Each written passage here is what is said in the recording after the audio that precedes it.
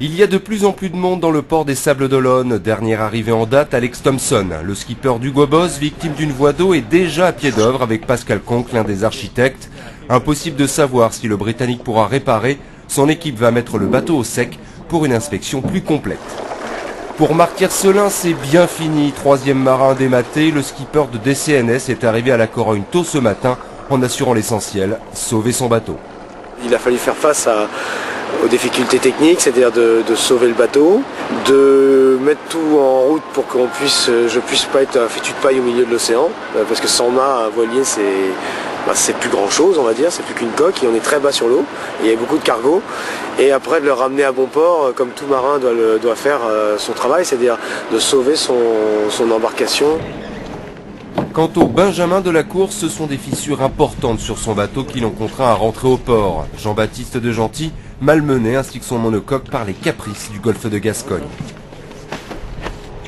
Je comprends pas, il y a une vague qui a soulevé le bateau, je me suis senti à moitié en apesanteur, et le bateau est retombé tout son poids comme ça, et je pense qu'il est retombé sur une grosse vague devant, une grosse vague derrière, et du coup la quille a claqué très fort, et le bateau a pris une baigne. Voilà. Il reste moins de 4 jours à De Gentil pour réparer avant la mise hors course. Le Lorientais ne prendra aucun risque dans la remise en état de Maisonneuve, même s'il doit abandonner.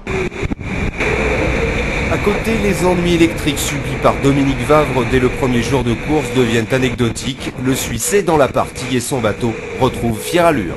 Il y a 38 nœuds devant, donc on est le deuxième jour, j'ai pas filmé hier.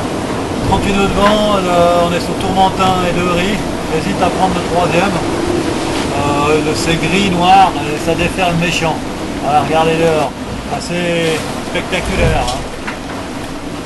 Quant aux leaders, ils mettent cap au sud, poussés par des vents portants et dans une météo bien plus clémente. Au classement de 16 heures, seulement 40 000 séparent les 10 premiers. Sébastien Josse a gardé la tête toute la journée, le skipper de Bitty a Jean-Pierre Dick dans son rétroviseur.